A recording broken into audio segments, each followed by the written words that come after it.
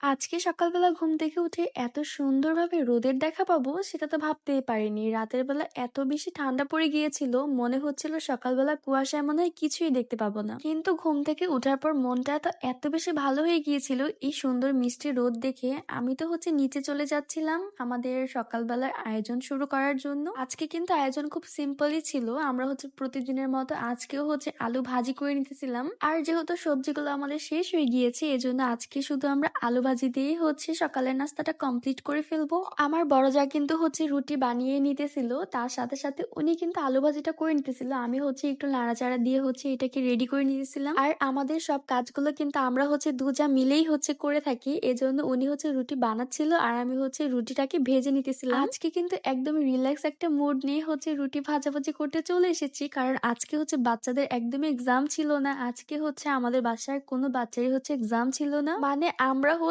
অনেক সুন্দরভাবে রুটিগুলো বানাইতেছিলাম আর ভাজতেছিলাম, মানে আর গল্পও করতেছিলাম। একদম সময়গুলো কিভাবে জানি পার হয়ে যাইতেছিল আমাদের। এর মাঝখান থেকে কিন্তু আমি একটি ডিমও ভেজে নিয়েছিলাম, কারণ একদমই শুকনা হয়ে যাইতেছিল আমাদের আজকের খাবারগুলো।